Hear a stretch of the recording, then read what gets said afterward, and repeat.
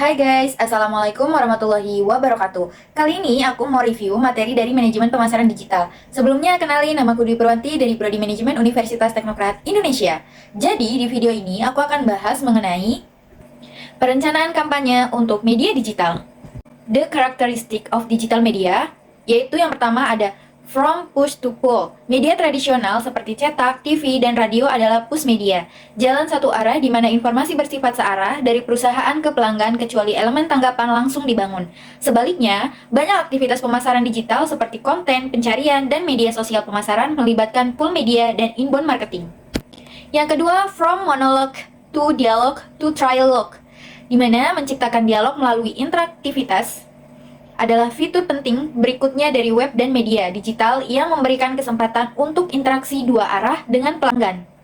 Yang ketiga, from one to many to one to some and one to one. Komunikasi push tradisional bersifat one to many, dari satu perusahaan ke banyak pelanggan. Seringkali pesan yang sama ke segmen yang berbeda dan seringkali tidak tepat sasaran. Dengan media digital one to some, atau menjangkau ceruk atau segmen mikro menjadi lebih praktis. M-marketer dapat menyesuaikan dan menargetkan pesan mereka ke segmen yang berbeda dengan menyediakan konten situs atau email yang berbeda untuk audiens yang berbeda melalui kustomisasi massal dan personalisasi. Yang keempat, the medium changed the nature of standard marketing communication tools such as advertising. Selain menawarkan peluang untuk pemasaran one-to-one, internet dapat dan secara luas masih digunakan untuk iklan one-to-many. Situs web atau situs media sosial dapat dianggap mirip fungsinya dengan iklan karena dapat menginformasikan, membujuk, dan mengingatkan pelanggan tentang penawaran meskipun tidak dibayar dengan cara yang sama seperti iklan tradisional. Yang kelima, from learn back to learn forward. Media digital juga merupakan media yang intens. Mereka adalah media interaktif dan ramping di mana pelanggan ingin memegang kendali dan ingin mengalami aliran dan daya tanggap terhadap kebutuhan merek.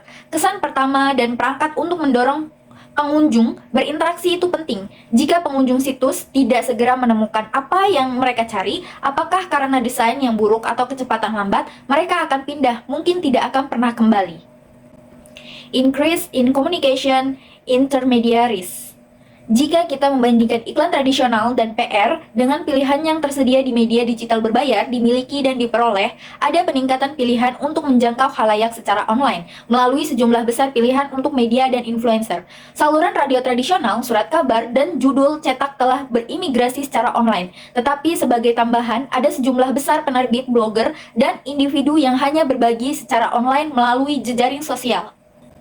Langkah dalam merencanakan kampanye terintegrasi atau rencana akuisisi pelanggan antar media.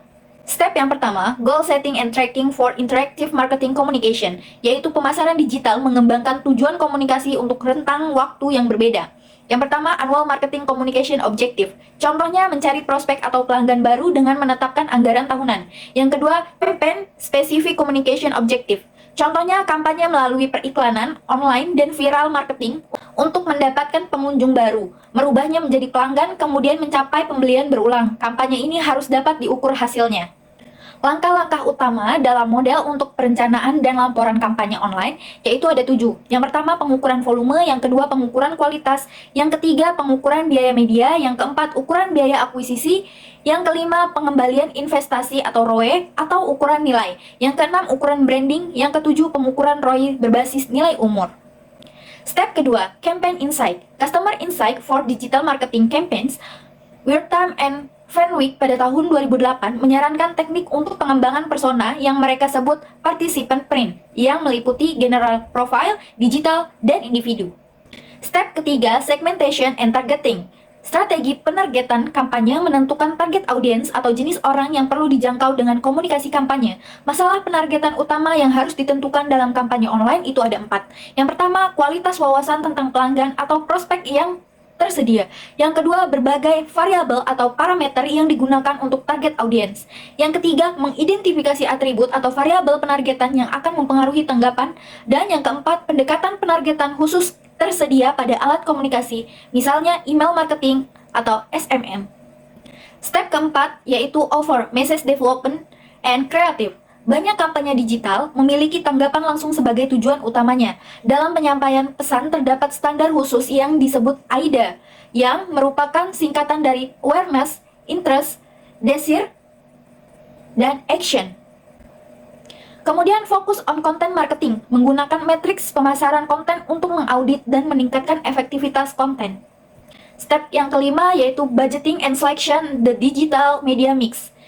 Yang pertama, perbandingan tingkat investasi di media digital dengan media tradisional.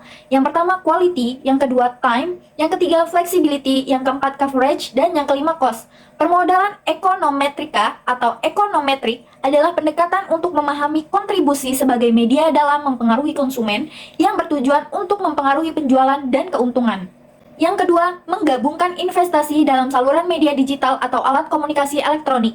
Saat memilih campuran media digital untuk kampanye atau investasi jangka panjang, pemasar akan menentukan bauran yang paling tepat berdasarkan pengetahuan mereka yang dibangun melalui pengalaman kampanye sebelumnya. Yang ketiga, tingkat investasi dalam aset digital. Aset digital, materi grafis dan interaktif yang mendukung kampanye ditampilkan di situs pihak ketiga dan di situs mikro, termasuk iklan bergambar, template email, video, audio, dan media interaktif lainnya seperti animasi.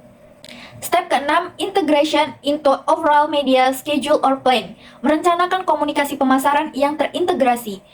Media Natural Planning atau MNP telah digunakan untuk menggambarkan pendekatan perencanaan kampanye pemasaran terintegrasi termasuk elemen online. Menurut TEP pada tahun 2005 mengemukakan bahwa ada 3 aspek berbeda dalam perencanaan media netral, yaitu channel planning, communication mix planning, dan media planning.